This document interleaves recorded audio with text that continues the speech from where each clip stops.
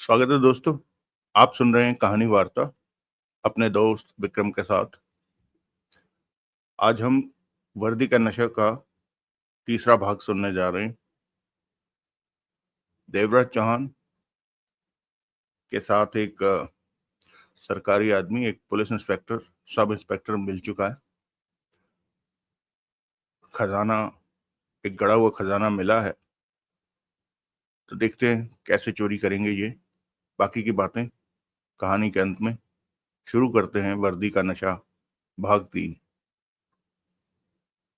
मैं दौड़े, हाँ, मैं स्कूटर पर उनके पीछे था। क्रॉस रिवर मॉल से सब इंस्पेक्टर स्टेशन रोशन गाड़े सीधा पुलिस स्टेशन ही आया था। मैं तो दूसरी पार्टी की कार के पीछे था। वो कार वापस पुलिस स्टेशन के बाहर पहुंचकर खड़ी हो गई। 5 मिनट भी नहीं बीते कि गाड़े पुलिस स्टेशन से निकला और उस कार में जा बैठा।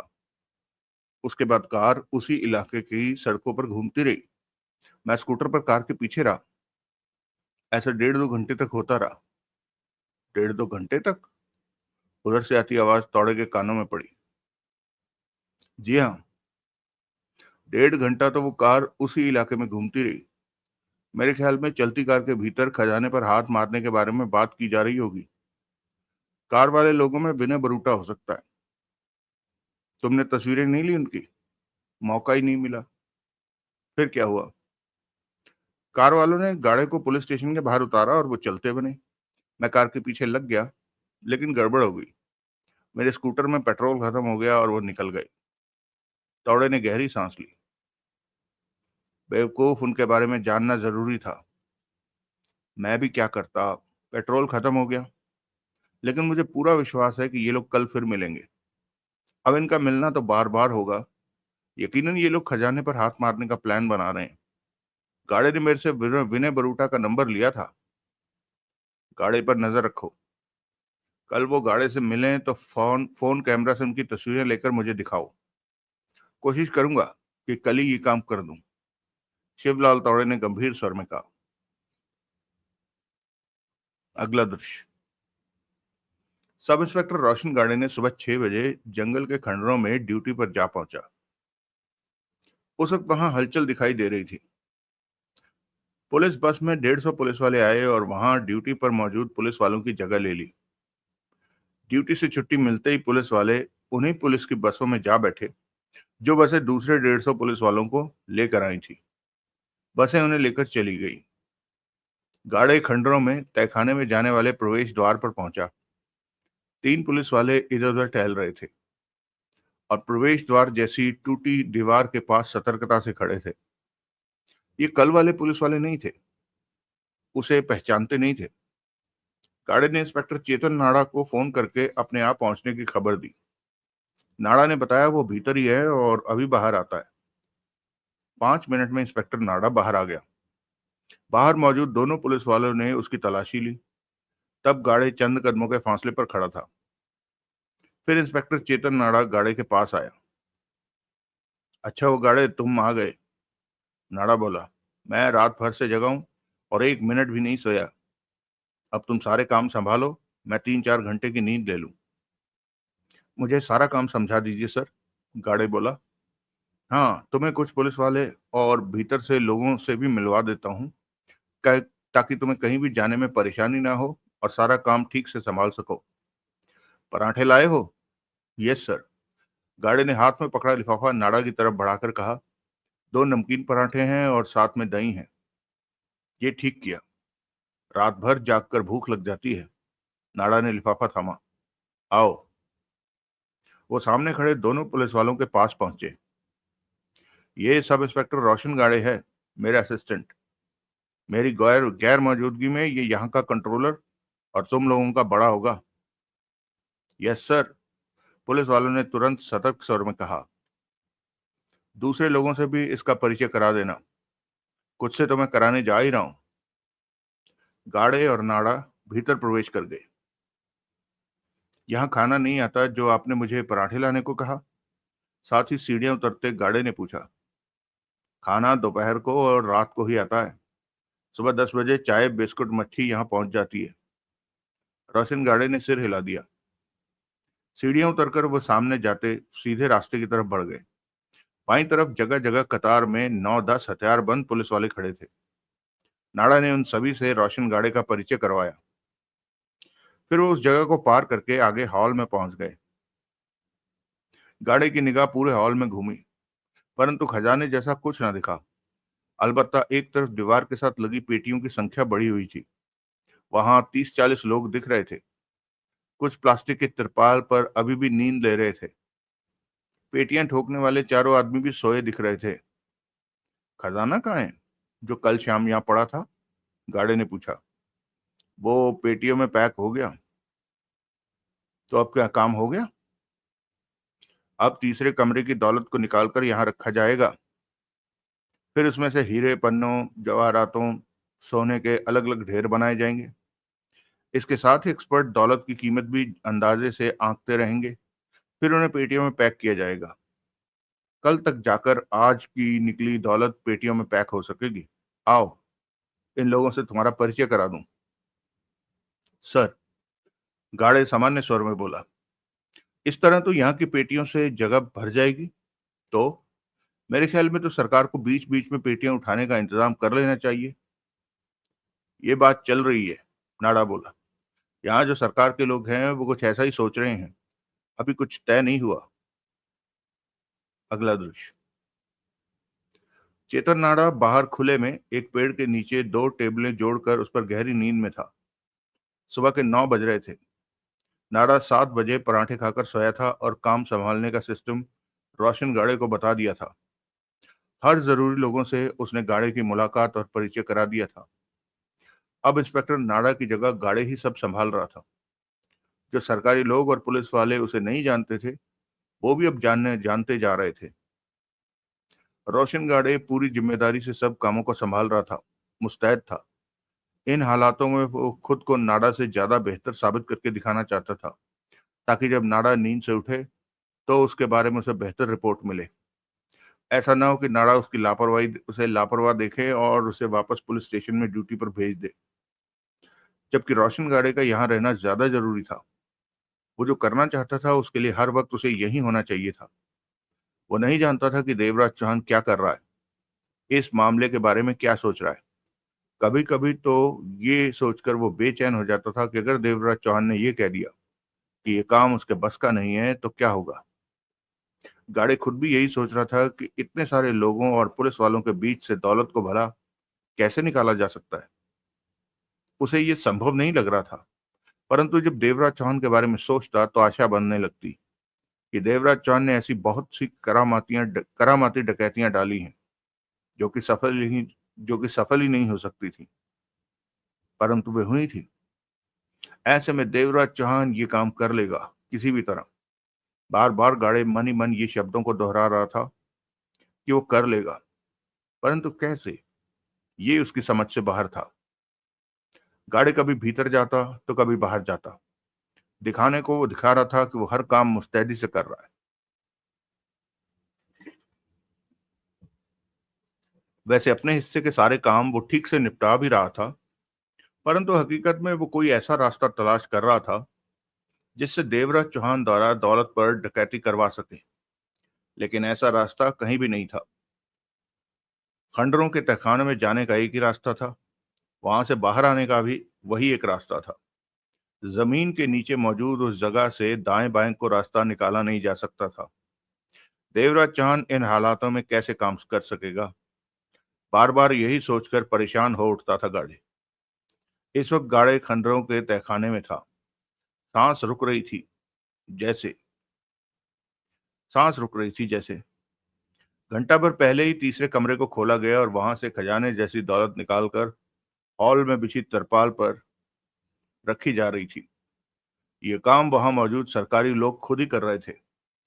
बार बार उनके चक्कर तीसरे कमरे से लेकर हॉल तक के लग रहे थे। गाड़े वहां निकलती दौलत को सांसें रोके देख रहा था।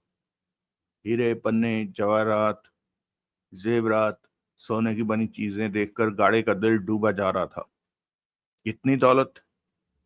रोशन गाड़े सोच रहा था कि ये सारी उसे मिलनी चाहिए। इसके साथ ही देवराज चौहान का ख्याल आ गया। वो कहाँ होगा? उसने योजना बनाई होगी कि नहीं? उसका फोन क्यों नहीं आया अभी तक? बेचैन सा रोशन गाड़े तहखाने से बाहर आ गया। 10 बज चुके थे। उसने एक निगाह दूर सोए इंस्पेक्टर नाड़ा पर मारी, फिर वहां की सुरक्षा व्यवस्था देखने लगा। हर तरफ पुलिस वाले ही फैले नजर आ रहे थे। खाकी वर्दियां ही चमक रही थी। सब ठीक है? आगे बढ़ते हुए गाड़े ने पहरे पर खड़े पुलिस वालों से पूछा। ठीक है सर। रोशन गाड़े आगे बढ़ता चला गया। तभी वहां चाय तैयार कर दी गई और 4 पुलिस वाले वहां पहरे पर खड़े पुलिस वालों के पास चाय और नमकीन का सामान पहुंचाने लगे। गाड़े यहाँ के एक एक सिस्टम को नोट कर रहा था। 15 मिनट बीते कि एक पुलिस वाला आया उसके पास और आकर बोला, सर, लकड़ी की पेटियों का टेम्पू आ गया है। लकड़ी की पेटियों का टेम्पू? 800 पेटियां आई हैं। पहले पेटियां कैसे भीतर पहुंचाई जाती हैं? मुझे इसकी जानकारी नहीं है। गार्डे ने प्रश्न भरी निगाहों से उसे देखा। टेम्पू को खंडरों के पास लाकर पुलिस वाले पेटियां उतारकर भीतर पहुंचाते हैं। टेम्पू बुलवा लो भीतर, कहकर गाड़े खंडर की तरफ बढ़ गया। रोशन गाड़े के चेहरे पर गंभीरता दिख रही थी। वो तहखाने की सीढ़ियों के पास खड़े दोनों पुलिस वालों के पास पहुंचा। कुछ फासले पर सतर्कता से 3 हथियारबंद पुलिस वाले टहल रहे थे। लकड़ी की पेटियों का टेम्पू आ गया है। उन दोनों पुलिस वालों से पूछा। बोला, यस सर। पेटियां भीतर कैसे पहुंचती हैं? 5-6 पुलिस वाले पेटियां भीतर पहुंचाते हैं। आधा घंटा लगता है इस काम में। तुम्हारा मतलब कि पुलिस वाले पेटियां उठाकर भीतर तक छोड़ के आते हैं? गाड़े ने पूछा। जी सर। अब से पेटियां इस तरह भीतर नहीं पहुंचाई जाएंगी, रोशन गाड़े ने कहा। सुरक्षा के नाते बाहर का कोई भी आदमी भीतर नहीं जाएगा। भीतर मौजूद पुलिस वाले यहीं पर से पेटियों को लेकर जाएंगे। मैं भीतर के पुलिस वालों से कह देता हूँ। कहने के साथ ही गाड़े गाड़े आगे बढ़ा और भीतर प्रवेश कर सीढ़ी पर पहुंचा। सामने पुलिस वाले खड़े दिखे। सुनो, लकड़ी की पेटियां आई हैं। बाहर का कोई पुलिस वाला भीतर नहीं आएगा। तुम लोग इन सीढ़ियों के ऊपर से ही पेटियों को लेकर भीतर पहुंचाओगे। जल्दी से सब तैयार हो जाओ ये काम करने को। अगला दृश्य। 40 मिनट में सब पेटियां भीतर हॉल में पहुंचा दी गई। ऐसा करते समय बाहर का कोई भी पुलिस वाला भीतर नहीं आ सका। प्रवेश द्वार से ही भीतर वाले पुलिसमैन पेटियां थामकर भीतर भीतर पहुंचाते रहे। टेम्पू चला गया। तब तक गाड़े को भी चाय दी गई। साथ में कुछ बिस्कुट भी खाए गाड़े ने। पहले भीतर वालों को चाय पहुंचाने की ड्यूटी एक बाहरी पुलिसमैन की थी, परंतु गाड़े ने यह सिस्टम हटाकर कह दिया कि चाय प्रवेश गेट से भीतर वाले पुलिस वालों को थमा दो। बाहर का कोई भी पुलिसमैन खामखा भीतर न जाए। सारा काम ऐसे हुआ जैसा गाड़े ने कहा था। गाड़े देख आया था कि तहखाने में कमरे से दौलत निकालकर हॉल में रखे जाने का क्रम अभी भी जारी है। दौलत का ढेर हॉल में बिछी तिरपाल पर बढ़ता ही जा रहा था।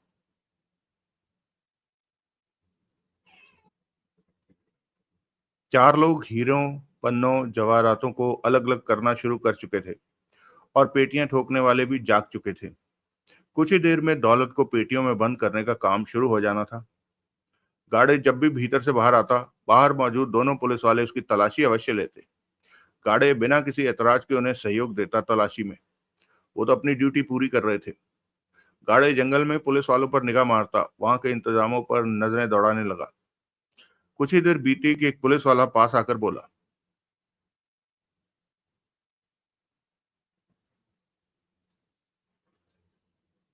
सर, उस तरफ प्रेस वाले, टीवी वाले खबरें पाने को हो हल्ला कर रहे हैं। वो आपसे बात करना चाहते हैं। तो तुम चाहते हो कि मैं ड्यूटी छोड़कर टीवी में अपनी शक्ल दिखाने उनके पास जाऊं?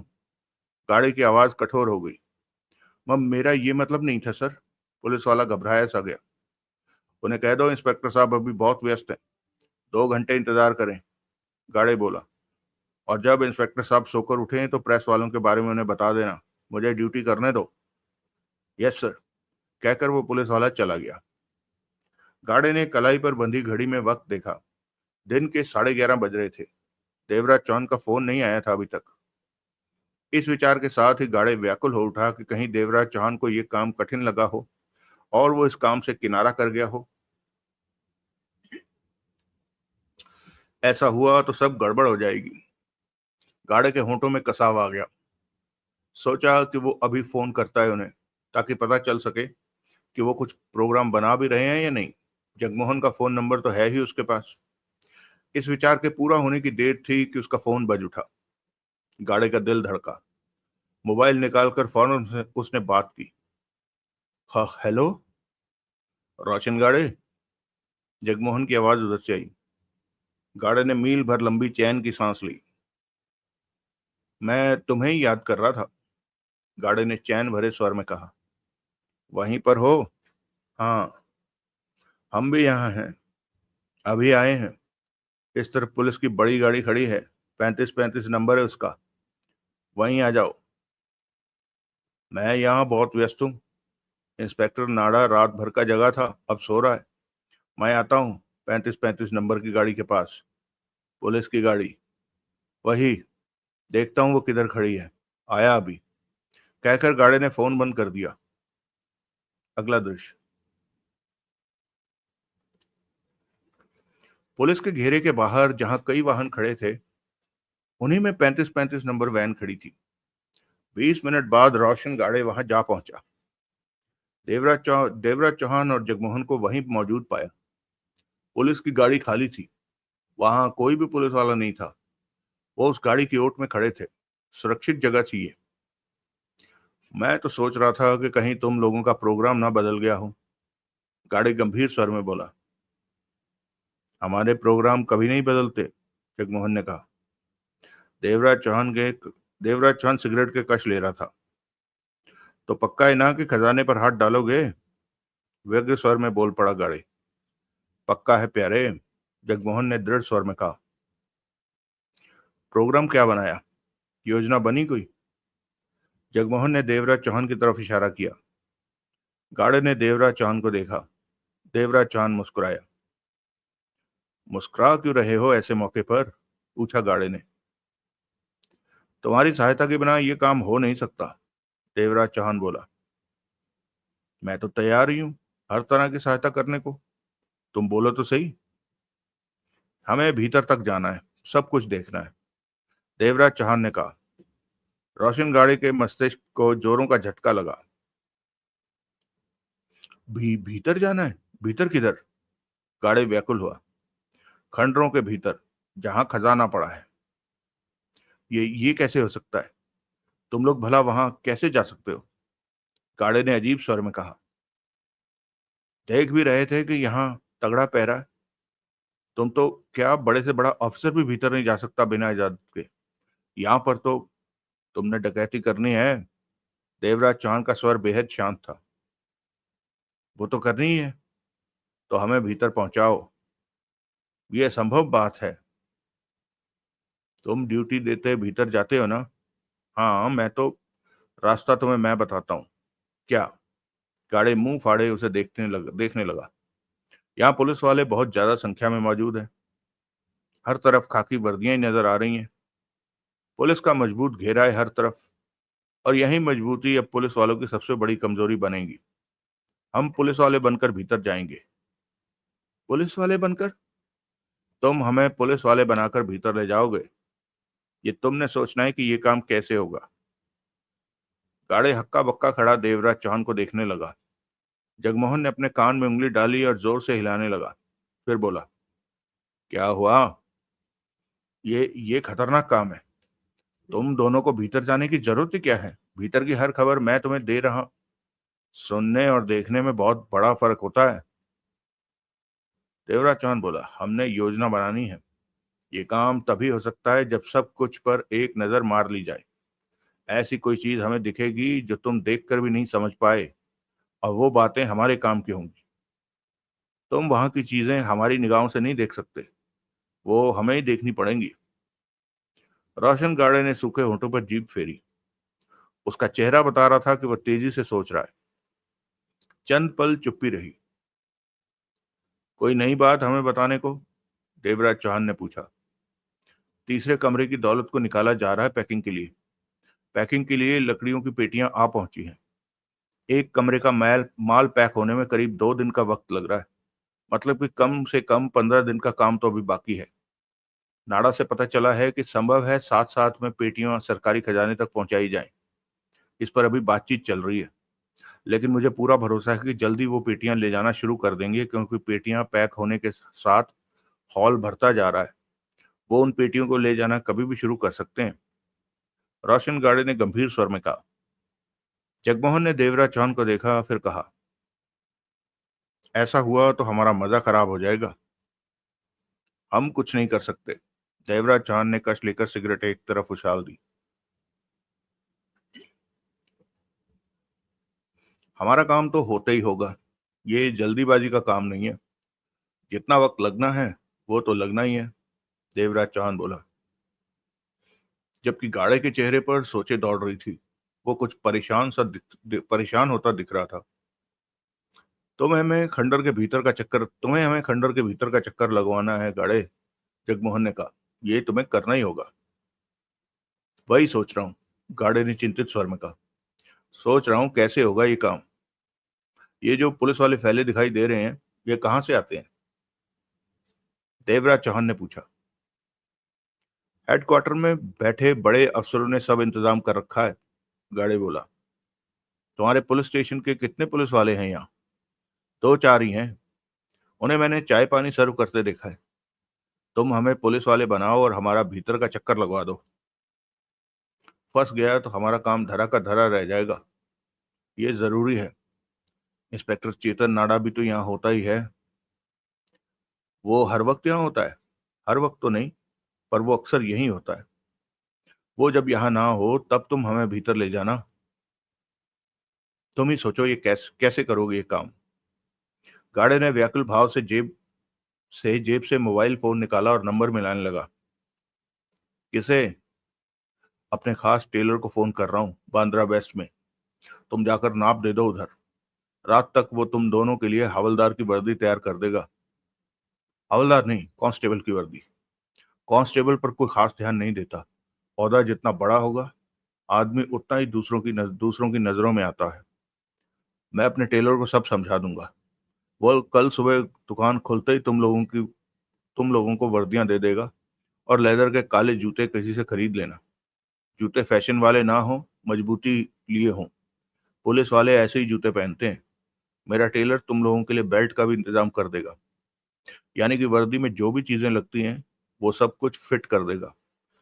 नाम की पट्टी कहाँ पर बनती है वो बता देता हूँ, उधर जाकर बनवा लेना। टेलर तुम दोनों के लिए टोपी का इंतजाम भी कर देगा। तुम दोनों ये काम पूरा करो, इधर मैं देखता हूँ कि ये काम कैसे पूरा किया जा सकता है। तगड़ा झंझट है इस काम में। आसान नहीं है किसी को भीतर ले जाना। पुलिस की वर्दी पहनकर भी भीतर जाना आसान नहीं है। पता नहीं कैसे कर पाऊंगा ये काम। अगला दृश्य। व्याकुलता मन में समेटे सब इंस्पेक्टर रोशन गाड़े वापस खंडरों के पास आ पहुंचा। वो समझ नहीं पा रहा था कि देवराज चौहान का कहा काम कैसे कर पाएगा। कहीं ऐसा ना हो कि इस काम के दौरान गड़बड़ हो जाए और मामला शुरू होने से पहले ही खत्म हो जाए। परंतु जैसे भी हो, काम तो करना ही था। दिन के 12:30 बज रहे थे। सूरज आसमान के ठीक बीचों बीच सरकने की कोशिश में था। खंडरों के आसपास पेड़ कम थे। यही वजह थी कि यहाँ धूप सीधी पड़ रही थी। तभी गाड़ी की निगाह इंस्पेक्टर नाड़ा पर पड़ी, जो सोकर उठ चुका था और अभी अभी मुंह धोने के पश्चात रुमाल से चेहरा साफ कर रहा था। रोशन गाड़े नाड़ा की तरफ बढ़ गया। Good morning sir. गाड़े के गाड़ा पास पहुंचता मुस्कुराकर बोला। तुमने मुझे उठाया नहीं। मैं 5 साढ़े 5 घंटे सो लिया, नाड़ा बोला। मेरे होते आप आराम करें सर, मैं यहाँ सब काम अच्छी तरह से संभाल रहा हूँ। भीतर क्या चल रहा है? तीसरे कमरे का खजाना बाहर निकाला जा रहा है। बस थोड़ा सा ही बचा है। शायद पैकिंग का काम शुरू हो गया होगा। तुम किधर से आ रहे हो? नाड़ा ने पूछा। मैं राउंड पर था सर। पहरेदारी हर तरफ ठीक है? बढ़िया लग रही है सर। आपने अच्छा इंतजाम कर रखा है। तुमने भी अच्छा इंतजाम किया पेटियों को भीतर पहुंचाने के मामले में, नाड़ा मुस्कुराया। बाहर के पुलिस वाले बाहर ही रहें और भीतर वाले दरवाजे से पेटियों को लेकर हॉल तक पहुंचाएं। अभी आप सोकर उठे हैं और खबर आप तक पहुंच गई, गाड़े मुस्कुराया। जो हाथ मुंह धुलाने आया था उसने बता दी ये बात। अगर आपको मेरा इंतजाम ठीक न लगा तो ठीक लगा। मुझे तुम पर पूरा भरोसा है गाड़े, तभी तो तुम्हारी ड्यूटी यहां लगा दी, गाड़े मुस्कुराया। मैं 11 दिन से घर नहीं गया, चेतन नाड़ा बोला। आज चले जाइए सर, मैं यहाँ सब कुछ संभाल लूंगा, गाड़े ने कहा। नाड़े के चेहरे पर सोच के भाव उभरे। सोच क्या रहे हैं सर? क्या मुझ पर भरोसा नहीं? वो बात नहीं है, मैं ज्यादा देर यहाँ से दूर भी नहीं रह सकता। तो 2-4 घंटे के लिए हो आइए सर, कोई पूछेगा तो मैं उसे संभाल लूंगा। देखता हूँ, नाड़े आगे बढ़ता बोला। पहले भीतर तो नजर मार लूं। जरूर सर, गाड़े उसके साथ चल पड़ा। भाभी जी का फोन नहीं आया? कई बार आ चुका है, अब क्या कहूं तुमसे। उसकी फरमाइश है कि खजाने में से कोई भी छोटी सी चीज उसे लाकर दूं। अब ऐसे ही थोड़ी होता है, वो क्या समझे पुलिस की ड्यूटी को, नाड़े ने सामान्य स्वर में कहा। औरतें अपनी जगह ठीक हैं और हम अपनी जगह, गाड़े बोला। ये काम भरपूर ईमानदारी से करना है गाड़े, कभी कभी तो मौका मिलता है वर्दी का कर्ज चुकाने का। आप ठीक कहते हैं सर, तुम चाहो तो आराम कर लो, अब मैं ठीक हूं। मुझे आराम की जरूरत नहीं सर, आप कई दिनों से थके पड़े हैं, मैं यहाँ सब संभाल लूंगा। अगला दृश्य, दोपहर के खाने की गाड़ी आ गई। तब 2 बजे थे। चंद पुलिस वाले दूसरों के पास प्लास्टिक की ट्रे में खाना डालकर पहुंचाने लगे, परंतु इससे सुरक्षा घेरे में कोई फर्क नहीं आया। खंडर के तहखाने में खजाने को छांट कर पैक करने का काम तेजी से चल रहा था। 3 बजे चेतन नाड़ा तहखाने से निकला और हाथ धोकर खाने की ट्रे थामे एक तरफ खड़ा होकर खाना खाने लगा। इस दौरान नजरें हर तरफ जा रही थी। तभी गाड़े वहां आ पहुंचा। कुछ और चाहिए तो लाऊं सर? पानी, गाड़े फौरन गिलास में पानी ले आया। नीचे रख दो, ले लूंगा। गाड़े ने गिलास नीचे रखा और बोला, घर जाने का मन नहीं बनाया सर? तेरी भाभी को फोन किया था, वो अपनी बहन के घर गई है, रात का खाना खाकर लौटेगी। कोई बात नहीं सर, कल चले जाइएगा। कहने के साथ ही गाड़े ने अपनी पैंट की जेब में हाथ डाला और बाहर निकालकर नाड़ा हाथ ना, नाड़ा पैंट की जेब में डाला और फिर हाथ बाहर निकाला। नहीं, होना ही ऐसे चाहिए था। कहने के साथ ही गाड़े ने अपनी पैंट की जेब में हाथ डाला और बाहर निकालकर हाथ नाड़ा की पैंट की जेब में डाला और फिर हाथ बाहर निकाल लिया। नाड़ा ने फौरन आंखें सिकोड़कर गाड़े को देखा। भाभी जी के लिए। ओह, नाड़ा ने भी गहरी सांस ली। तलाशी में फंस जाते तो? रोशन, गाड़े ने कभी डरना नहीं सीखा सर, गाड़े मुस्कुराकर स्वर में बोला। आपने छोटी सी बात कही थी तो उसे पूरा करना मेरा फर्ज था। मामूली काम था। है क्या? पन्ना है सर, आधी माचिस के साइज का। नाड़ा ने सिर हिलाया, फिर बोला, तुम वास्तव में शानदार हो, तभी तो तुम्हें अपने आसपास ही रखता हूं। लेकिन सर, तहखाने में जाने की भूल मत कर देना। वापसी पर तलाशी में ये पुलिस वाले के हाथ लग। मैं अभी अपनी पुलिस कार तक होकर आता हूँ। ये ठीक रहेगा सर। अगला दृश्य, शिवलाल तोड़े सुबह से ही खंडरों वाले जंगलों के आसपास मौजूद था। वो सब इंस्पेक्टर रोशन गाड़े पर नजर रख रहा था। फिर वो वक्त भी आया जब रोशन गाड़े 35-35 नंबर की पुलिस वैन के पीछे देवराज चौहान और जगमोहन से मिला। मौका पाकर रोशन गाड़े ने मोबाइल में मौजूद कैमरे से उनकी कई तस्वीरें ले ली। ऐसा करते ऐसा करते समय उसे डर था कि गाड़े की निगाह उस पर न पड़ जाए, परंतु गाड़े बातें करने में बेहद व्यस्त था। वहां पर कई लोग मौजूद थे, घूम रहे थे, जो उत्सुकता के नाते खंडरों को देखने आ रहे थे। तौड़े भी इन्हीं लोगों में शामिल था। फिर तौड़े ने उनकी मीटिंग खत्म होते देखी। रोशन गाड़े को खंडरों की तरफ जाते देखा और देवराज चौहान और जगमोहन को दूसरी तरफ जाते देखा। शिवलाल तौड़े उन दोनों के पीछे हो लिया। वो इस वक्त इस बात का ध्यान रख रहा था कि जगमोहन उसे देख ना ले। कुछ आगे जंगल में खड़ी कार में जा बैठे थे देवराज चौहान और जगमोहन। तौड़े ठिठक कर रह गया। उसका स्कूटर वहां से दूर खड़ा था और वो कार वहां से आगे बढ़ गई। वो समझ गया कि उनके पीछे नहीं जा सकेगा, परंतु उसके लिए यही राहत की बात थी कि उसने उन दोनों की कई तस्वीरें उतार ली हैं।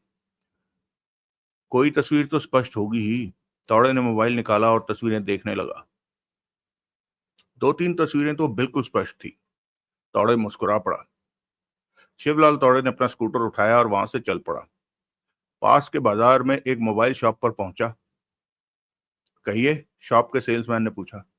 मैंने अपने बेटे को कुछ तस्वीरें भेजनी है जो कि इस मोबाइल से खींची हैं, परंतु मुझे भेजनी नहीं आती। आप भेज दें तो मेहरबानी होगी। 100 रुपए लूंगा, सेल्समैन ने कहा। 100? 50 दे देना। ठीक है, भेज दो। तौड़े ने अपना मोबाइल उसे दिया और जिस नंबर पर भेजनी थी तस्वीरें वो नंबर बताया। 10 मिनट बाद तौड़े दुकान से बाहर निकला और स्कूटर पर वापस खंडर वाले जंगल में जा पहुंचा। काफी देर तक वहां घूमता रहा, परंतु देवराज चौहान और जगमोहन वहां नहीं दिखे। तौड़े ने मोबाइल निकालकर नंबर मिलाया और कान से लगा लिया। हेलो। उधर से एक ही बार में बात हो गई। मैं शिवलाल तौड़े। मैंने कुछ देर पहले तस्वीरें भेजी थी, वो देखा उन तस्वीरों को। उधर से आवाज आई। ये तस्वीरें उन्हीं लोगों की हैं? जी हाँ। 2 तस्वीरों में तो गाड़े भी उन लोगों के साथ है। ये कब मिले? खंडरों वाले जंगल में, जहां पुलिस की गाड़ियां खड़ी होती हैं। ये घंटा भर पहले मिले थे। तुमने इनकी तस्वीरें लेकर बहुत अच्छा किया। जानता है इनमें एक कौन है? कौन है? डकैती मास्टर देवराज चौहान। अरे नहीं। हैरान हो गया ना? वो विनय बरूटा नहीं? नहीं, डकैती मास्टर देवराज चौहान है वो। ऐसे मौके पर गाड़े का उसके साथ होना, समझ रहे हो ना तुम? मैं तो पहले ही समझ चुका हूं कि गाड़े किस फेर में है, तौड़े ने गंभीर स्वर में कहा। परंतु ये अब पता चला कि जिससे वो कल से बार बार मिल रहा है वो डकैती मास्टर देवराज चौहान है। रोशन गाड़े देवराज चौहान के साथ मिलकर खंडरों का खजाना उड़ाने का प्लान बना रहा है। ये बात तो पक्की है। तुम्हें सब पर नजर रखनी है और मुझे बताते रहना है। मैं अब भी उनके पीछे नहीं जा सका। गाड़ी से मिलकर वो गाड़ी से फरार हो गए। मेरे ख्याल में अभी तो गाड़े पर ही नजर रखो। आगे के वक्त में तुम्हें उन पर नजर रखनी होगी। उन दोनों में देवराज चौहान कौन सा है? ब्राउन कमीज वाला। ये मामला खतरनाक बनने जा रहा है। हाँ, हालात अब खतरनाक हो जाएंगे। आज से गाड़ी की ड्यूटी खंडरों पर लग चुकी है और वो देवराज चौहान के साथ मिलकर वहां मिले खजाने को उड़ा ले जाने का प्रोग्राम बना रहा है। पर यहाँ तो इतनी पुलिस है कि रोशन गाड़े बहुत हिम्मत वाला इंसान है। ऊपर से डकैती मास्टर का उसे साथ मिल गया, तो वो कुछ भी कर सकता है। गाड़े मुझे 100 करोड़ दे रहा था और वो देवराज चौहान का साथी भी जो। मैं तुम्हें 500 करोड़ दूंगा, मेरा इसी तरह साथ देते रहो। इस मामले पर पूरी तरह से मेरी नजर है। बाकी की खबरें तुम मुझे देते रहो। 500 करोड़ से माला माल हो जाओगे तुम। उधर से आती आवाज तौड़े के कानों में पड़ रही थी। अगला दृश्य। सब इंस्पेक्टर रोशन गाड़े थका थका सा नजर आ रहा था। शाम के 4:30 बज रहे थे। खंडर के तहखाने में तीसरे कमरे के खजाने का पेटियों में पैकिंग का काम चल रहा था। वो परेशान था इतनी तगड़ी दौलत को देखकर, लेकिन चेहरे पर ड्यूटी के भाव ही नजर आ रहे थे। सुबह से 1 मिनट के लिए भी नहीं बैठा था, जबकि उसकी मौजूदगी इंस्पेक्टर चेतन नाडा को राहत दे रही थी, वरना वो अकेला ही सब संभाल संभाल कर बुरी तरह थक जाता था। गार्ड ने एक पेट के साथ टेक लगाई और हर तरफ नजरें घुमाने लगा। 2 मिनट बाद ही उसे इंस्पेक्टर नाडा पुलिस के घेरे की तरफ आता दिखाई दिया। नाडा ने उसे देख लिया था और उसके पास आकर आ पहुंचा। तुमने सारे काम बढ़िया बढ़िया तरीके से संभाल लिए हैं, नाडा मुस्कुराकर बोला। गाड़े भी जवाब में मुस्कुराया। थके से लग रहे हो? थोड़ा सा। मैं तुम्हारे लिए चाय बनवा देता हूँ, 2-3 घंटे तुम आराम कर लो। मैं ठीक हूँ सर। आप घर नहीं गए? आज शायद कमिश्नर साहब यहाँ आए, इसी वजह से यहाँ रुक गया। कल कुछ घंटों के लिए घर जाऊंगा, सुबह ही निकल जाऊंगा। तुम उस कुर्सी पर बैठ जाओ, मैं तुम्हारे लिए चाय भिजवाता हूँ। 10 बजे तक तुम ड्यूटी देना, उसके बाद रात की ड्यूटी मैं संभाल लूंगा और तुम नींद लेना रात भर, कहकर नाड़ा एक तरफ बढ़ गया। गाड़े ने नाड़ा को जाते देखा, फिर मोबाइल निकालकर नंबर मिलाने लगा। कुछ ही पलों में वो जगमोहन से बात कर रहा था। दर्जी के पास गए थे? हाँ, उसने हम दोनों का नाप ले लिया है। जगमोहन की आवाज कानों में पड़ी। बाकी सब मैंने उसे समझा दिया। रात तक वो तुम दोनों की कांस्टेबल की वर्दियां तैयार कर देगा, गाड़े धीमे स्वर में बोला। तुमने कोई रास्ता सोचा होगा हमें खंडर के भीतर तहखाने में ले जाने के लिए? चिंता मत करो, गाड़े के पास हर मर्ज की दवा है। मतलब कि तुमने सोच लिया है, उधर से जगमोहन ने कहा। काम निपटाना है तो सोचना ही पड़ेगा। कल सुबह 10 बजे तुम टेलर की दुकान से वर्दियां ले लेना, फिर उसे पहनकर यहाँ आ जाना। कल इंस्पेक्टर नाड़ा कुछ घंटों के लिए अपने घर जाएगा, तब तुम दोनों को तहखाने में ले चलूंगा जहां दौलत मौजूद है। वो देखना चाहते हो तो जो देखना चाहते हो देख लेना। तुम तो ऐसे कह रहे हो जैसे तुम्हारे लिए ये काम बहुत आसान हो।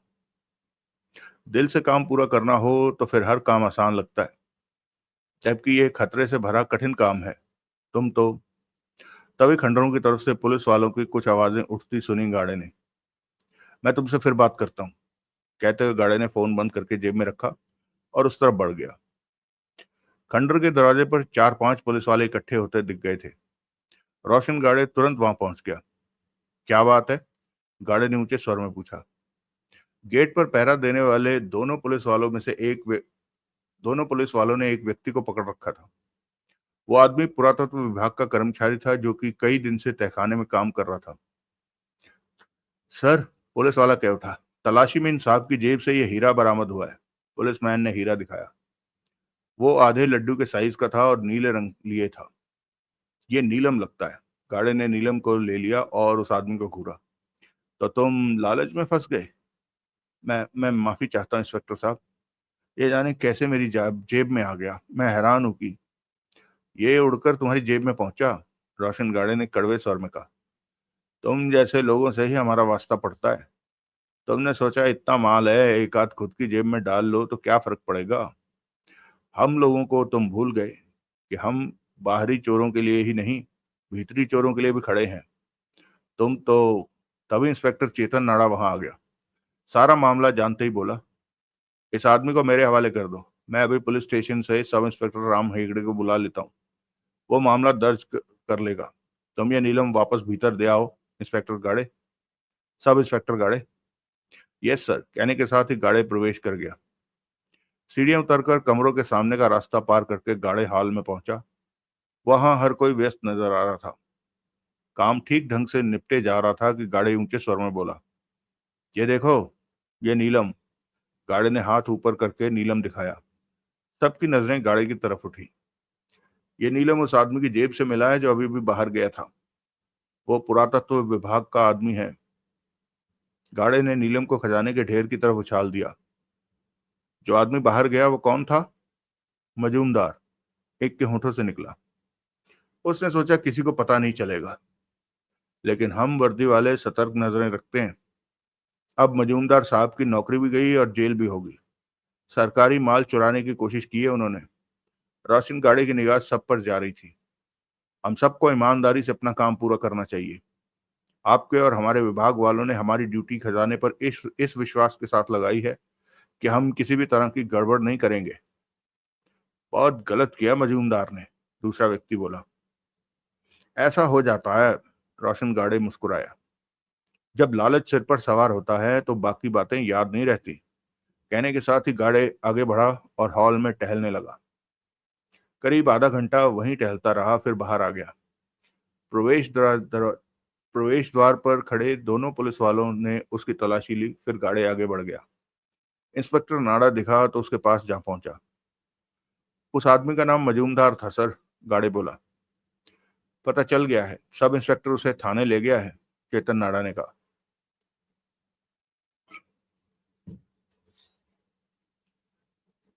मेरे ख्याल में भीतर के लोग जरूर थोड़ा बहुत माल जेबों में ले जा चुके हैं। जरूरी तो नहीं। जरूरी है। एक पकड़ा गया है, 2-3 बच भी निकले होंगे, जैसे मैं बच निकला।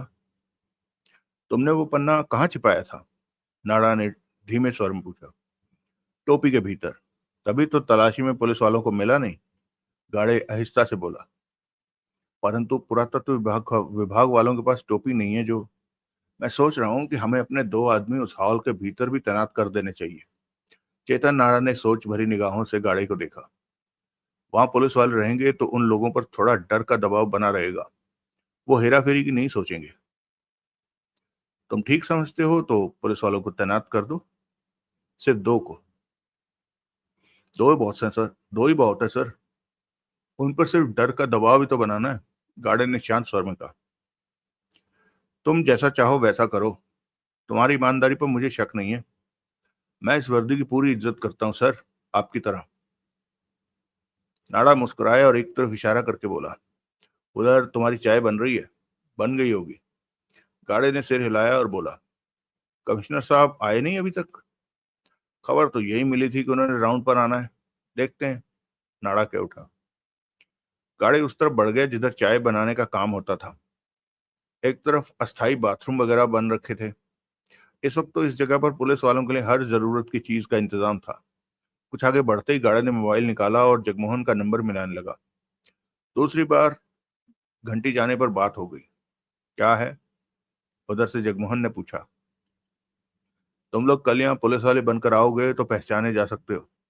यहाँ बहुत पुलिस वाले मौजूद हैं और देवराज चौहान की तस्वीर तो पुलिस के रिकॉर्ड में भी मौजूद है। गाड़े ने कहा। मेरी तस्वीर भी पुलिस रिकॉर्ड में है। उधर से जगमोहन ने पूछा। शायद तुम्हारी नहीं है, पर देवराज चौहान को तो कोई पुलिस वाला पहचान सकता है। देवराज चौहान दाढ़ी मूछ लगा के आएगा? पागल मत बनो, ड्यूटी पर दाढ़ी होना मना है, शेव करनी पड़ती है। तो ज्यादा तो कुछ नहीं हो सकता, देवराज चौहान से कहना कि मूछें लगा ले। ठीक है, इसका मतलब तूने सोच लिया है कि हमें कैसे तहखाने में ले जाना है? हाँ, मैं अपना काम ठीक से कर रहा हूँ, और कल तुम लोगों के हाव भाव पुलिस वालों की तरह होने चाहिए, समझे? चिंता मत करो। अगला दृश्य। अगले दिन सुबह 5:30 बजे इंस्पेक्टर नाड़ा ने गाड़े को नींद से उठाया। ओ पारो, सोने दे। गाड़े नींद में था। उठ जा गाड़े, चेतन नाड़ा ने थोड़ी ऊंची और सख्त आवाज में कहा। गाड़े फौरन उठ बैठा। सॉरी सर, गाड़े सकपकाया। मैं सोचा मैं छत पर हूं मैंने सोचा मैं छत पर हूं। उठो और ड्यूटी के लिए खुद को तैयार कर लो, फिर मैं 2-3 घंटे सोऊंगा। आपने तो घर जाना है आज सर? तुम्हें मेरे घर जाने की बहुत चिंता हो रही है। समझा करे सर, आपने घर पर वो खास वाला तोहफा लेके जो जाना है। गाड़े मुस्कुरा पड़ा। तुम तैयार हो जाओ, मैं 2-3 घंटों की नींद लेकर जाऊंगा। ठीक है सर, मैं आधे घंटे में तैयार हो जाता हूँ, कहकर गाड़े खड़ा हो गया। कल कमिश्नर साहब नहीं आए, हो सकता है आज इधर का राउंड ले लें। आप फिक्र ना करें सर, ऐसा हुआ तो मैं पूरी तरह सब कुछ संभाल लूंगा, आप पर कोई बात नहीं आएगी। अगला दृश्य। सुबह के 10:30 बजे थे। कुछ देर पहले ही चाय बनाने वाले ने पुलिस वालों को, वहां ड्यूटी दे रहे पुलिस वालों को चाय सर्व की थी और खाने पीने का नमकीन का सामान दिया था। रोज की तरह आज भी सख्त पहरा था। गाड़े ने इंस्पेक्टर नाड़ा को 10 बजे नींद से उठा दिया था। नाड़ा ने कहा था कि उसे 10 बजे उठा देना। नाड़ा तैयार होने में लग गया और गाड़े तहखाने में चला गया। मन ही मन गाड़े बेचैन था, क्योंकि आज वहां पर देवराज चांद और जगमोहन पुलिस वाले बनकर आने वाले थे। तहखाने में तेजी से काम हो रहा था। तीसरे कमरे की दौलत को सावधानी से पेटियों में बंद किया जा रहा था। अब थोड़ा सा ही ढेर बचा था, जो कि दोपहर तक या शाम 4-5 बजे तक पैक हो जाना था, और फिर चौथे कमरे की दौलत को बाहर निकाला जाना था। वो बार बार दीवार के साथ सटाकर रखी जा रही पेटियों को देख लेता था। तभी गाड़े का फोन बजा। गाड़े का दिल धड़का, कहीं देवराज चौहान और जगमोहन ना आ गए हों। हेलो गाड़े, इंस्पेक्टर नाड़ा की आवाज कानों में पड़ी। मैं घर जा रहा हूँ, शाम तक आ जाऊंगा। ठीक है सर, मेरे पीछे से सब ठीक रखना। कमिश्नर साहब आए हैं तो कहना मैं पुलिस स्टेशन गया हूँ और अभी वापस आ रहा हूँ। तुम सतर्क रहना, और हाँ, तुमने 2 पुलिस वालों की ड्यूटी खजाने पर लगानी है, भूल गए क्या? याद है सर, मैं अभी 2 पुलिस वालों की ड्यूटी लगाता हूँ। शाम को मिलूंगा, कहने के साथ ही उधर से नाड़ा ने फोन बंद कर दिया। गाड़े ने फोन कान से हटाया। चेहरे पर गंभीरता थी। वो तहखाने में ही रहा। आधा घंटा और बीता के फोन बजने लगा। 11:15 बज रहे थे। हेलो, गाड़े ने बात की। हम आ गए हैं गाड़े, जगमोहन की आवाज कानों में पड़ी। गाड़े का दिल धड़का। कहाँ हो? 35-35 नंबर की पुलिस गाड़ी के पास, जहां कल मिले थे। पुलिस की वर्दी में हो? हाँ। तो खंडर के बाहर आओ, मैं वहीं। बेहतर होगा कि तुम एक बार यहाँ आकर हमें देख लो, कोई कमी लगे तो बता दो। ठीक है। गाड़े ने सोच भरे स्वर में कहा। मैं वहीं आता हूं। अगला दृश्य। शिवलाल तौड़े। शिवलाल तौड़े सुबह 8 बजे ही जंगल में आ पहुंचा था। तब वहां 10-15 लोगों को पुलिस ने आगे बढ़ने से रोक रखा था। तौड़े भी उन्हीं लोगों की भीड़ में शामिल हो गया था। उसकी निगाह सब इंस्पेक्टर गाड़े को तलाश रही थी। खंडर यहां से कुछ दूर थे, परंतु यदा कदा दूर से ही गाड़े उसे नजर आ जाता था, तो कभी नजरों से ओझल हो जाता था। तौड़े की निगाह आसपास मौजूद लोगों में देवराज चौहान और जगमोहन को भी ढूंढ रही थी। वक्त बीतने के साथ साथ अब भीड़ भी वहां बढ़ गई थी। 100 के करीब लोग थे यहाँ और 11 से ऊपर का वक्त था। चेहरे पर गंभीरता ओढ़े तौड़े भीड़ से बाहर आया और 35-35 नंबर की पुलिस वैन के आसपास देखा, फिर टहलने लगा। वो जानता था कि जो काम वो कर रहा है वो बेहद कठिन है। दूर रहकर सब इंस्पेक्टर गाड़े की खबरों को पाना आसान काम नहीं था। कभी भी चूक हो सकती थी। तभी शिवलाल तौड़े को 35-35 नंबर की पुलिस वैन के पास दो कांस्टेबल खड़े दिखे। तौड़े ने वहां से निगाह हटा ली और पुनः भीड़ में शामिल हो गया। हर तरफ नजरें घुमाने लगा, गाड़े की तलाश। अगले ही पल तौड़े के मस्तिष्क को झटका लगा। सब इंस्पेक्टर रोशन गाड़े इधर ही आ रहा था। तौड़े ने खुद को लोगों की भीड़ में छुपा लिया। नजरें गाड़े पर रही। वहां मौजूद पुलिस के घेरे से गाड़े बाहर आया और कल की ही तरह उसी पुलिस की गाड़ी की तरफ बढ़ गया। तौड़े की आंखें सिकुड़ी। वो आहिस्ता से भीड़ से बाहर निकला और भीड़ की ओट में खड़ा होकर उधर देखने लगा। 35-35 नंबर की पुलिस गाड़ी के पास अभी भी दो कांस्टेबल खड़े थे। जाने क्यों शिवलाल तौड़े की निगाह उन दोनों कांस्टेबलों पर जा टिकी। उसे लगा जैसे गाड़े उनके ही पास आ रहा हो। अगले ही पल तौड़े को अपने शरीर में चींटियां रेंगती हुई महसूस हुई। खुला रह गया कांस्टेबलों के चेहरे। उसका मुंह खुला का खुला रह गया। उसकी निगाहें दोनों कांस्टेबलों के चेहरे पर थी।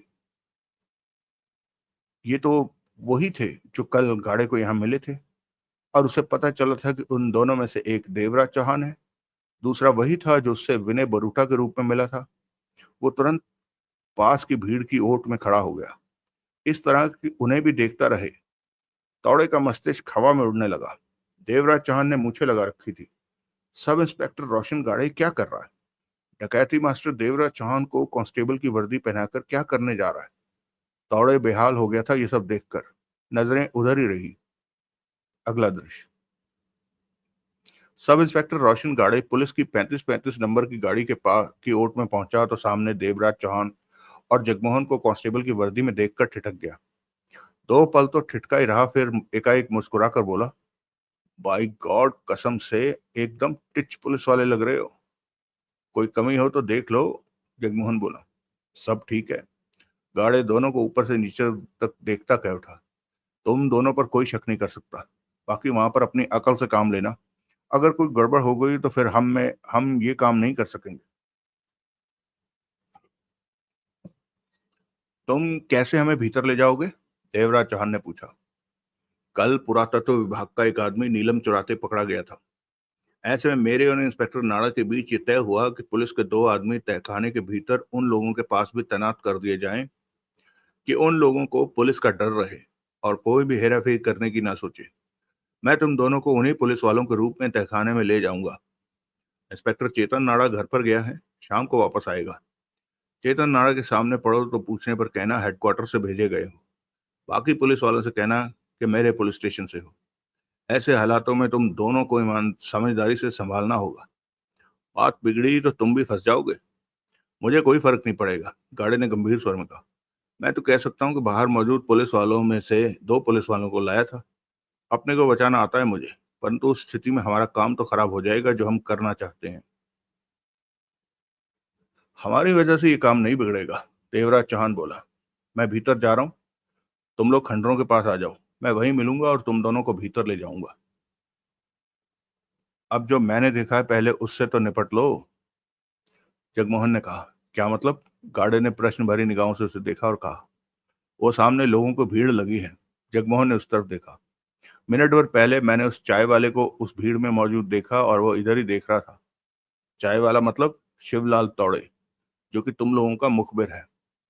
2 पल तो रोशन गाड़े ठगा सा खड़ा रह गया। वो मुझे जरूर पहचान गया होगा, जगमोहन ने पुनः कहा। मैं उसे संभाल लूंगा। तुम दोनों यहीं ठहरो, कहकर गाड़े 20-30 कदमों पर मौजूद भीड़ की तरफ बढ़ गया। शिवलाल तौड़े ने गाड़े को इसी तरफ आते देख लिया था और समझ गया था कि उसे देख लिया गया है। गाड़े उसी के पास आ रहा है। तौड़े ने अपने पर काबू पाया और सामान्य दिखने लगा। पास पहुंचकर गाड़े ने उसे पहचाना और बांह पकड़कर भीड़ से बाहर किया और बोला, तू यहाँ क्या कर रहा है? ओह छोटे इंस्पेक्टर साहब, तौड़े मुस्कुरा कर कह उठा, बन मत, तू हमें देख चुका है। तौड़े मुस्कुराया, देवराज चौहान की तरफ निगाह मारी। मेरे साथ आ, गाड़े बोला। गाड़े शिवलाल तौड़े को लिए देवराज चौहान और जगमोहन के पास पहुंचा। पहचान लिया होगा इन्हें, गाड़े बोला। इन्हें पहचानता हूं, ये विनय बरूटा साहब हैं और ये जगमोहन है, विनय बरूटा नहीं, गाड़े धीमे स्वर में बोला। और ये डकैती मास्टर देवराज चौहान। डकैती मास्टर देवराज चौहान? तौड़े ने सूखे होंठों पर जीभ फेरी।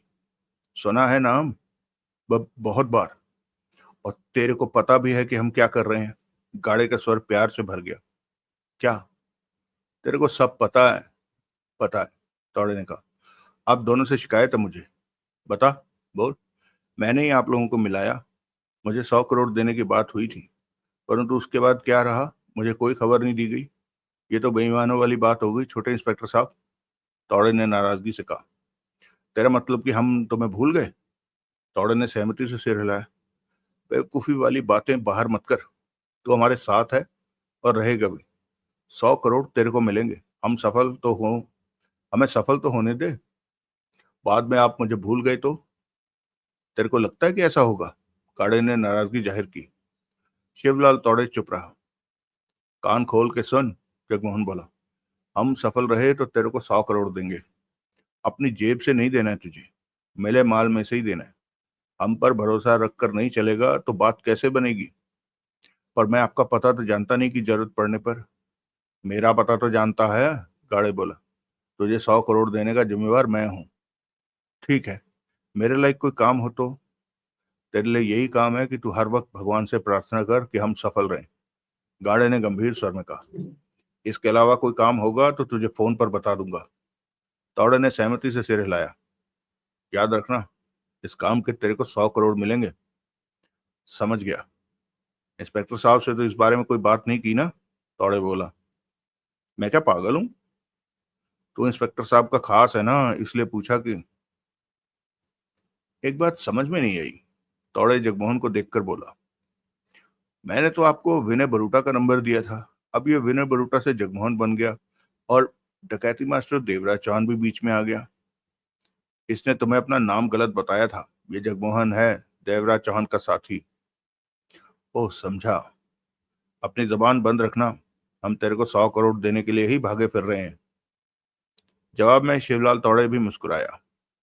गाड़े देवराज चौहान और जगमोहन से बोला, 5-10 मिनटों के बाद खंडर के पास पहुंच जाना, कहकर गाड़े चला गया। तौड़े ने जगमोहन से कहा, तुम तो बहुत छुपे रुस्तम निकले, कभी विनय बरूटा तो कभी जगमोहन। यहाँ से दूर हो जाओ, हम पुलिस वाले बने हुए हैं, कोई शक खा जाएगा, जगमोहन ने कहा। शिवलाल तौड़े तुरंत पलटकर भीड़ की तरफ चल दिया। देवराज चौहान ने सिगरेट सुलगा ली। अगला दृश्य। शिवलाल तौड़े की निगाह देवराज चौहान और जगमोहन पर टिकी थी, जो कि कांस्टेबलों की वर्दी पहने पुलिस का घेरा पार करते खंडरों की तरफ बढ़ने लगे थे। वहां मौजूद पुलिस वालों ने उन्हें नहीं रोका, क्योंकि उनके जिस्म पर पुलिस की वर्दी थी। तौड़े के चेहरे पर गंभीरता नाच रही थी। वो भीड़ से निकलकर कई कदम दूर हुआ और मोबाइल निकालकर नंबर मिलाने लगा। दूसरी बार नंबर मिलाने पर नंबर मिला और बात हो गई।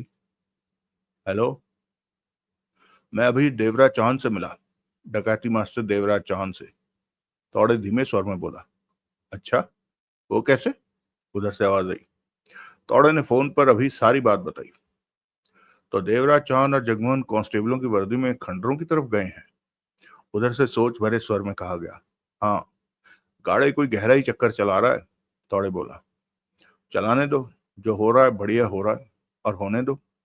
जरूरत पड़ी तो बेशक उनके आदमी बन जाना।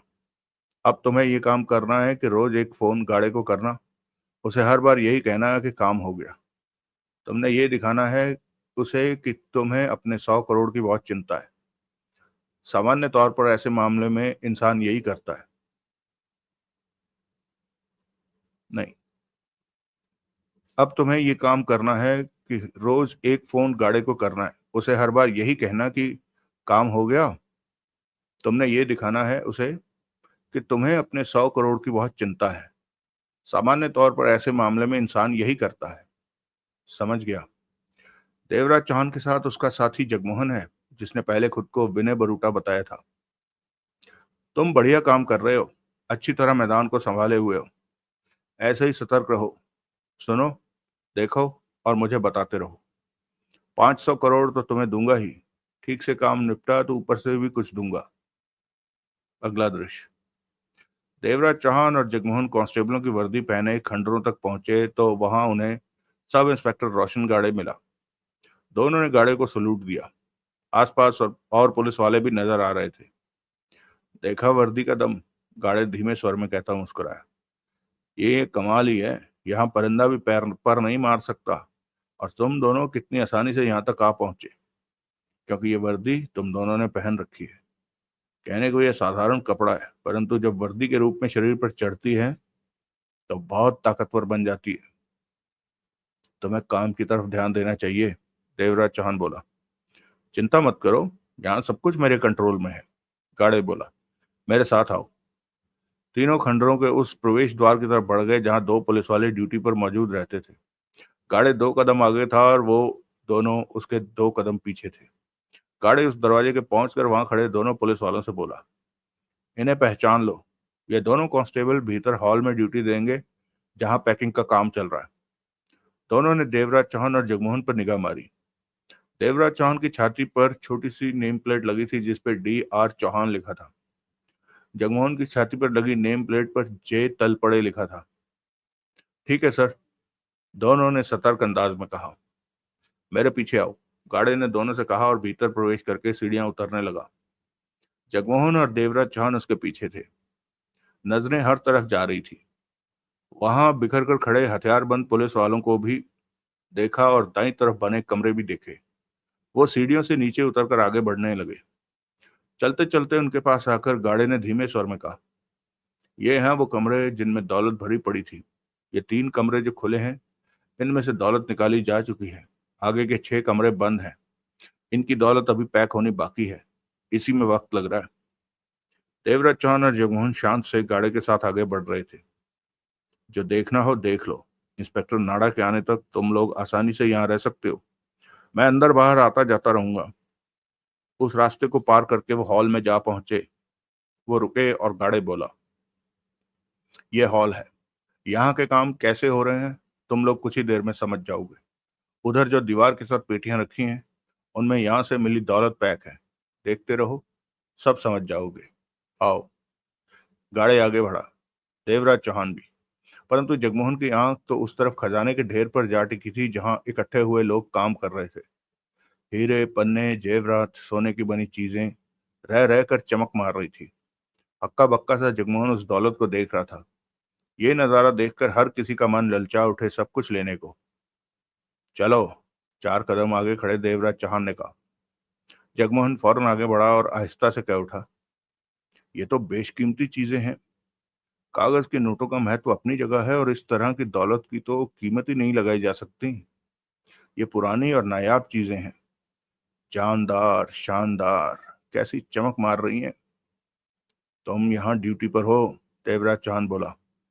जिस्म पर पड़ी इस वर्दी को मत भूलो। दोनों गाड़ी की तरफ बढ़ गए जो उन लोगों के पास खड़ा था। उनके पास पहुंचने पर गाड़ी ने कहा, मैं इन लोगों में मैं इन लोगों से तुम दोनों का परिचय करा दूं। फिर गाड़े वहां काम करते लोगों से बोला, दोस्तों, मैं आपको कुछ कहना चाहता हूँ। कल मजूमदार साहब ने जो किया वो बहुत शर्मसार कर देने वाला था। कमिश्नर साहब ने इस बात को गंभीरता से लिया है। जो हुआ वो नहीं होना चाहिए था। कल सरकार ने आप लोगों पर भरोसा करके यहाँ भेजा। हम चोर नहीं है इंस्पेक्टर, एक ने तीखे स्वर में कहा। चोर तो मजूमदार साहब भी नहीं थे, परंतु मन ललचा गया उनका। कई बार ऐसा हो जाता है। बहरहाल, ऊपर से इन दोनों कांस्टेबलों की मांग की नहीं ऊपर से इन दोनों कांस्टेबलों की मांग की गई है, जो कि यहीं रहकर आप लोगों पर नजर रखेंगे। ये गलत बात है जो हमें शक भरी नजरों से देखा जा रहा है, दूसरे ने कहा। बाहर जाते वक्त हमारी तलाशी तो ले ली जाती है, और क्या चाहिए हमसे, तीसरा बोला।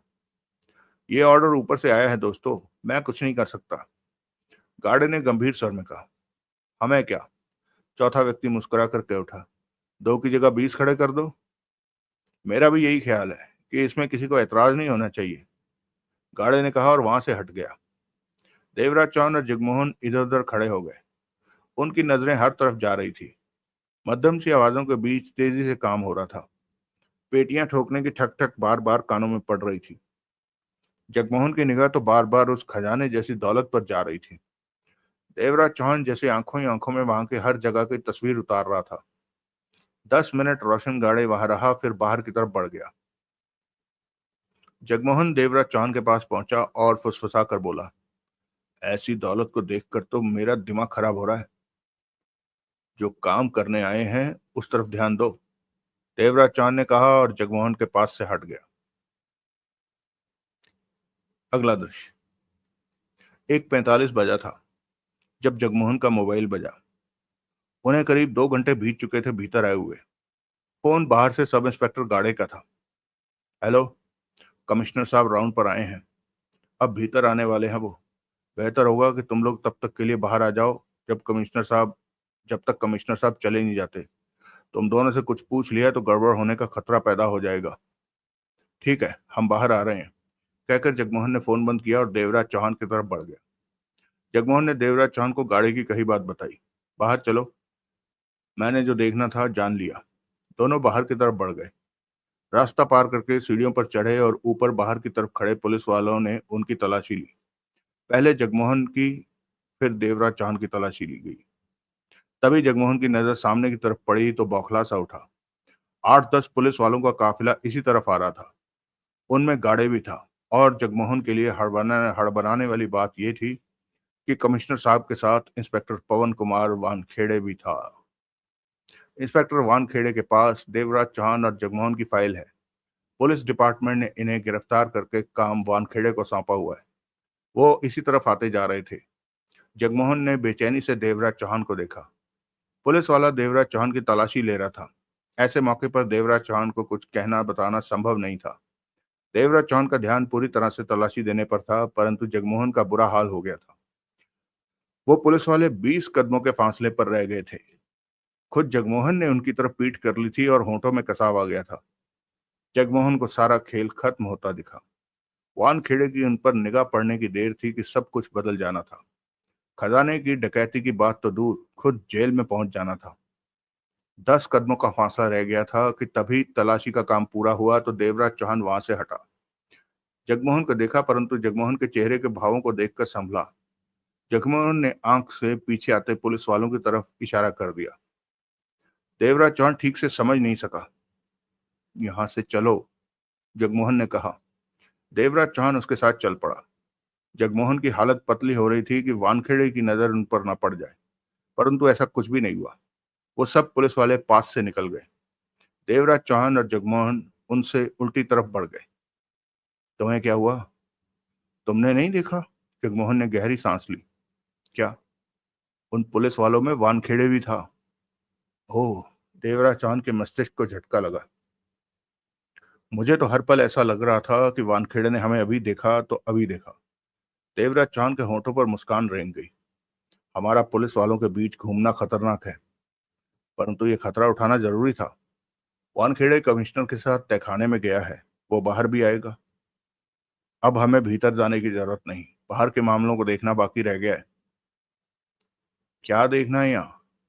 पता नहीं, जो देखने को मिले देखते जाओ, उसी में से अपने काम की बात निकल कर सामने आ जाएगी। वानखेड़े को देखकर मेरे तो होश गुम हो गए थे। हे भगवान, वो बुरा वक्त था हमारा। बुरा वक्त तो तब शुरू होता है जब वो हमें देख लेता। देवराज चांद पुनः मुस्कुरा पड़ा। हमें गिरफ्तार करके तो वानखेड़े का जैकपॉट लग जाता। कितनी आसानी से वो हमें गिरफ्तार कर लेता। यहाँ हर तरफ पुलिस वाले फैले हैं और हमें बचने का रास्ता तो क्या, वक्त भी नहीं मिलता। देवराज चांद की निगाह हर तरफ जा रही थी। यहाँ के सुरक्षा इंतजाम देखो, देवराज चांद ने कहा। यही बातें योजना बनाने के दौरान काम आएंगी। उसके बाद दोनों ने वहां घूमते उसके बाद दोनों वहां घूमते अपने काम में व्यस्त हो गए। 2:10 पर दोपहर का खाना लेकर बड़ी सी गाड़ी वहां आ पहुंची। इसके साथ ही खाना बांटने की ड्यूटी पर लगे पुलिस वाले अपने काम में व्यस्त होते चले गए। देवराज चांद खाना लाने वाली गाड़ी के पास पहुंचा। वो बंद बड़ी वैन जैसी थी। पीछे का दरवाजा खोला गया तो भीतर 3 बड़े बड़े पतीले रखे दिखे। एक में चावल थे, दूसरे में सब्जी, तीसरे में चपातियां। फौरन ही खाना सर्व किया जाने लगा। ड्यूटी पर खड़े पुलिस वालों तक खाना पहुंचाया जाने लगा। देवराज चौहान ने देखा वैन लेकर आने वाले 2 व्यक्ति थे। एक चलाकर आया था, दूसरा उसके साथ था। दोनों इस वक्त वैन के बाहर इधर उधर खड़े थे। देवराज चौहान वैन के ड्राइवर के पास जा पहुंचा। खाना कहाँ से लाते हो? देवराज चौहान ने पूछा। पुलिस की वर्दी देखकर ड्राइवर ठीक से पेश आया। हम खुद बनाते हैं साहब, वो बोला। तुम्हारा कोई होटल है या कंपनी, क्या है? हमारे साहब का टेंट का काम है, शादी ब्याह के हम खाना बनाते हैं। SK कैटरर्स के नाम से हमारा काम है। थाने के पीछे वाली गली में हमारा गोदाम और ऑफिस है। वैसे तो हम इस तरह के छोटे छोटे काम नहीं करते, परंतु इंस्पेक्टर साहब ने ये काम हमारे साहब के हवाले किया तो कर रहे हैं हम। दिन में कितनी बार खाना लाते हो? 2 बार। एक अब और दूसरी बार शाम 8 बजे के आसपास। हर बार तुम ही लाते हो? हाँ, मेरे साहब ने ये काम मेरे हवाले ही कर रखा है। बीच में शादी ब्याह भी आ रहे हैं, पर मेरी ड्यूटी इधर ही लगी है, खाना पहुंचाने की, दोपहर को और रात को। नाम क्या है तुम्हारा? भीम सिंह फोरे। थाने के पीछे SK केटरर के नाम से एक गोदाम और ऑफिस है। जी हाँ। लेकिन आप इतनी पूछताछ क्यों कर रहे हैं? फोरे ने पूछा। मेरी बहन की शादी पक्की हो गई है, महीने बाद बारात है। तुम्हारा खाना बढ़िया लगा, मैं तुम्हारे ऑफिस आकर बाकी बात करूंगा। अपना फोन नंबर दे दो। अभी लो साहब जी। अपना नंबर दूं या साहब का? अपना ही दे दो। उसने तुरंत एक कार्ड निकालकर देवराज चौहान को देता कह उठा। मैं शादी में खाने का रेट और भी कम करा दूंगा। आपको किसी तरह की शिकायत नहीं होगी और खाना भी एकदम बढ़िया होगा। मैं आपको अपने साहब के पास ले चलूंगा, वो कम से कम रेट लगाएंगे। कार्ड जेब में डालते देवराज चौहान ने पूछा, रहते कहाँ हो? गोदाम में ही, जहाँ टेंट वगैरह रखते हैं। परिवार तो गांव में है, इधर फालतू का भाड़ा देकर क्या करना। रात का वक्त ही तो बिताना होता है, वो बीत जाता है। काम इतना है कि दम मारने की भी फुर्सत नहीं मिलती। मैं जल्दी मिलूंगा तुमसे। देवराज चौहान उसके पास से हट गया। जगमोहन एक तरफ खड़ा था और बार बार खंडरों की तरफ देख रहा था। देवराज चौहान उसके पास पहुंचा और उसकी बेचैनी को देखते हुए कह उठा, क्या बात है? वानखेड़े को देख रहा हूँ, वो जाने कब भीतर से बाहर आ जाए। खाना खा लो। देवराज चौहान ने कहा। खाना खाना जरूरी है? जरूरी है। हमें यहाँ पर सामान्य दिखना चाहिए, बाकी पुलिस वालों की तरह। सब खाना खा रहे हैं तो हमें भी खाना चाहिए, ताकि कोई भी देख भी रहा हो तो उसे किसी प्रकार का शक ना हो। पर वानखेड़े, उसकी इतनी ज्यादा चिंता मत करो। यहाँ पर हर तरफ खाकी वर्दी वाले ही हैं। आसानी से उसकी निगाह हम पर नहीं टिक सकती। चलकर खाने की ट्रे लो और एक तरफ खड़े होकर खाना शुरू कर दो। खाते समय भी तुम उस तरफ नजर रख सकते हो। मैं खंडरों के आसपास राउंड लेकर आता हूँ। चलिए दोस्तों, कहानी को आज यहीं रोकते हैं। तीसरा भाग। इंस्पेक्टर वानखेड़े भी आ गया। एकदम से हालत टाइट हो गई जगमोहन की। वैसे ये इंस्पेक्टर गाड़े, वो अपने कोई गेम खेल रहा है ना? मैं बताऊं मुझे क्या लग रहा है? सॉरी। जो मतलब मैं अपने दिमाग से सोच रहा हूँ कि मुझे चोरी करनी होती तो मैं क्या करता। जो मुझे लग रहा है ना, मतलब मैं ये गाड़े के पॉइंट ऑफ व्यू से सोच रहा हूँ।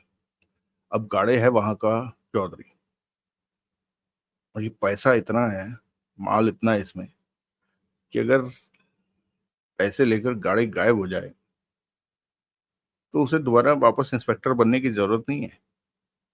अगर इस तरह की प्लानिंग के साथ वो कोई काम कर रहा हो तो क्या करेगा? मुझे लगता है कि ये जो खाने वाली गाड़ी है ना, इसका कोई रोल है उसमें।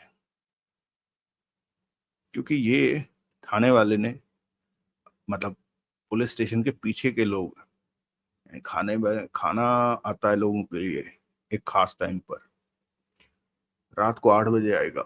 अगर इसमें कोई ऐसा नशा मिला दें कि 2 घंटे बाद सबको नींद आ जाए, तो जब सबने खाना खा लिया हो तो धीरे धीरे सब ऊँघने लग जाएंगे, रात का समय होगा, सब कुछ शांत हो जाएगा। हो सकता है कुछ पुलिस वाले मिले भी हों उसके साथ, जो उसके अपने खास हो। पर एक बात तो साफ है कि जो इंस्पेक्टर नाड़ा है वो भी कोई ज्यादा ईमानदार आदमी है नहीं। मैं तो वैसे इंप्रेस हो गया था उससे कि ठीक है, ये ईमानदार पुलिस वाला है, लेकिन ये इंस्पेक्टर साहब भी बाकी के इंस्पेक्टर ही निकले। खैर कोई नहीं, बट कहानी बहुत अच्छी है। अगेन उस वही जो स्कीमिंग एंड ऑल दैट सब कुछ है इसमें, है ना, योजना बनाना, क्या क्या हो सकता है। वैसे दोस्तों, मैं अपनी कोई तारीफ नहीं कर रहा हूँ, मैं वैसे कह रहा हूँ कि मैं थोड़ी बहुत छोटी मोटी गोस्ट राइटिंग भी करता हूँ। गोस्ट राइटिंग से मेरा भाव है कि जैसे किसी और के लिए कुछ थोड़ा बहुत लिख देना। मैं सोच रहा था कि किसी दिन आप लोगों को अपनी लिखी कहानी सुनाऊंगा। खैर, मैं इतनी जल्दी आपको बोर नहीं करने वाला। पहले तो मैंने शायद आप लोगों को बताया होगा कि मैंने करीब 100 के करीब किताबें ऑलरेडी इकट्ठी कर ली हैं देवराज चौहान की। अभी मुझे किसी और व्यक्ति से 10 खास बुक्स की, जो मैंने उसको 10 टाइटल कहे थे, वो टाइटल जो आसानी से दिखाई नहीं देते कहीं, तो मुझे किसी बंदे ने प्रॉमिस किया है कि वो कर देगा अरेंज। अगर वो करता है तो मैं फिर इकट्ठे ही सबकी तस्वीर आपके साथ शेयर करूंगा। खैर, आप लोग भी बताइए कि कहानी कैसी लग रही है आपको।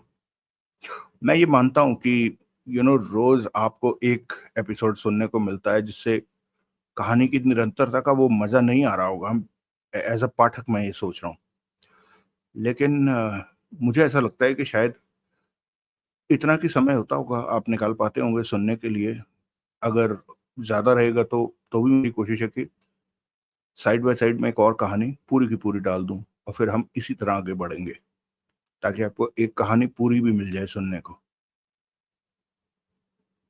तो ठीक है दोस्तों, आप सब दोस्तों के अच्छे अच्छे कमेंट्स मिल रहे हैं मुझे, दिल को पढ़कर बहुत सुकून मिलता है। बहुत बहुत धन्यवाद आप सबका। तो चलिए, इस कहानी के अगले भाग में मिलेंगे, वर्दी का नशा पार्ट 4 में। तब तक के लिए खुश रहें, स्वस्थ रहें, सुखी रहें, सुनते रहें कहानी वार्ता अपने दोस्त विक्रम के साथ।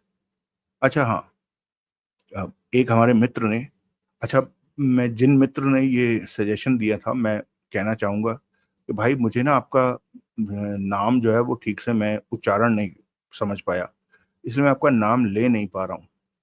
यानी नाम मुझे पता है आपका, आपने वो सजेशन दिया है, और आपका सजेशन सर माथे, जो आपने कहा कि ऑडियो बुक जो है वो ऐड कर दीजिए साथ में। तो मैंने आपको उत्तर भी दिया है।